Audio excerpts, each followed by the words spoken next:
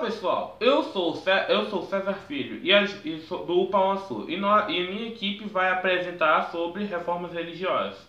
A minha equipe é composta por mim, claro, Carolina, Caterine, Maria Eduarda, Paulo, Lucas Nogueira, Carlos César e Emanuel Ferreira. Confira o nosso trabalho agora. No vídeo de hoje, nós vamos comentar um pouco sobre reformas religiosas. A primeira coisa que se deve atentar é para o conceito. Então, o que foi uma reforma religiosa? Foi um processo caracterizado pelo rompimento do cristianismo centralizado da Igreja Romana, ocorrido entre os séculos XV e XVI, cujo as principais motivações foram as transformações sociais, políticas e econômicas, juntamente com o crescimento e surgimento de novas igrejas.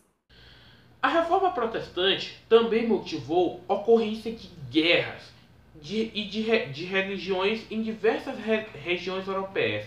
As rivalidades entre reformistas e católicos e entre próprios reformistas desencadearam várias guerras na Europa entre 1550 e 1620, designadamente os principados germânicos na França e na Inglaterra.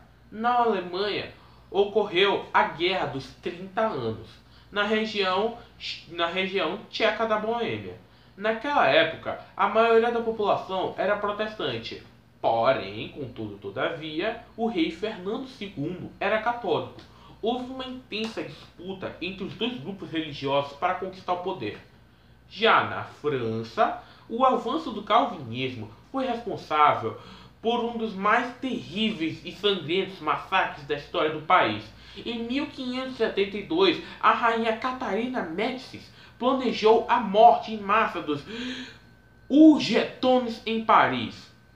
O massacre começou na madrugada do dia de São Bartolomeu, 23 de agosto, e é provável que tenham sido mortos mais de 20 mil protestantes. O episódio é conhecido como Noite de São Bartolomeu e deu origem à lenda de agosto, é o mês dos maus agouros. O massacre da França se estendeu para outras províncias e gerou novas guerras religiosas, que só terminaram na França com a promulgação do Edito de Nantes, em 1598.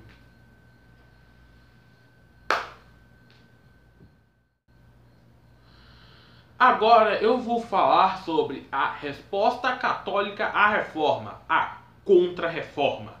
Para conter o avanço do protestantismo, a Igreja Católica promoveu um movimento de Contra-Reforma.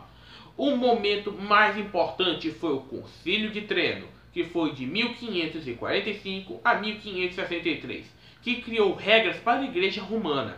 Era hora de rever práticas da própria Igreja, que eram condenadas por muitos fiéis, como a venda de indulgências e a corrupção moral. A partir do concílio, os cultos poderiam ser realizados em língua nacional, ou seja, na língua do seu próprio país, visando uma ampla divulgação do catecismo romano.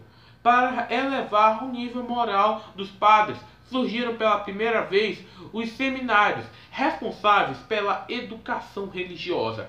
O celibato, ao contrário de ter sido relaxado, foi veementemente reafirmado. Já o Papa teve seus poderes e representatividade garantidos.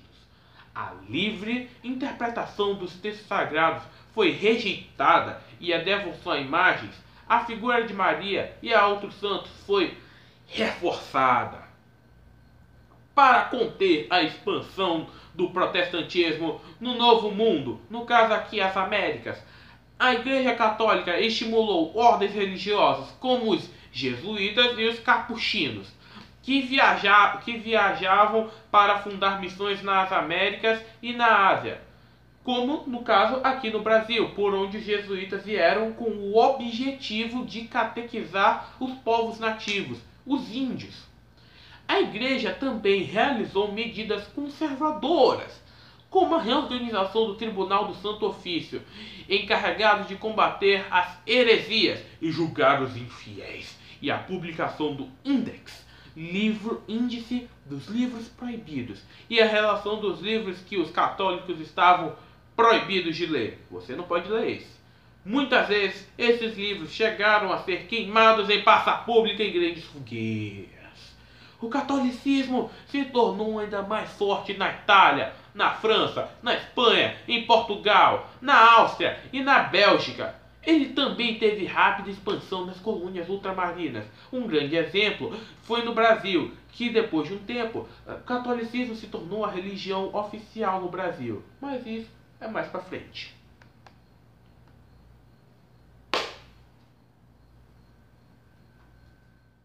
Como falar da Contra-Reforma sem se lembrar dos jesuítas. Seu principal representante no Brasil foi Tomé da Silva, cujo o principal objetivo era catequizar os povos nativos, no caso os indígenas, e expandir o território português. Sobre o anglicanismo. O anglicanismo teve como fundador Henrique VIII, e as motivações para a fundação da igreja foi devido às suas desavenças com o Papa Clemente VII, na qual o Papa negou o pedido de divórcio sobre Catarina de Aragão e o seu casamento. Em 1534, o parlamento publicou que Henrique VIII seria chefe político e religioso da Igreja da Inglaterra. Em seu casamento com Ana, a Igreja puniu Henrique com excomungamento, o que gerou diversas fragmentações na Inglaterra. Olá, eu irei falar sobre a Reforma Luterana. A Reforma Luterana, como seu próprio nome já diz, foi fundada por Martinho Lutero, um monge agostiniano, que, por sua vez, pregou 95 teses na porta da Igreja Católica. Essas 95 teses contrariavam as ideias da Igreja, como venda de indulgências e etc. Martinho acreditava que a fé era a única salvação humana, e por isso,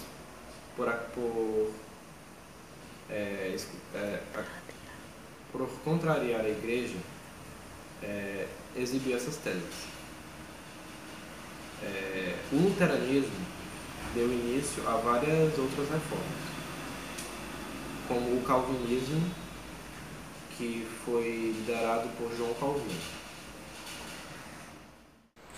O calvinismo foi uma tese elaborada por João Calvino, que acreditava no princípio da predestinação divina, que consistia basicamente em que indivíduos já eram selecionados aos céus, ou seja, já eram predestinados, como o próprio nome já diz. Também acreditavam que o governo não poderia usurpar de todos os poderes. Seus ideais também influenciaram bastante o capitalismo, que também foi influenciado pelo individualismo das pessoas e pelo trabalho das mesmas. A Reforma Protestante foi um movimento reformista cristão culminado no início do século XVI por Martim Lutero na Alemanha.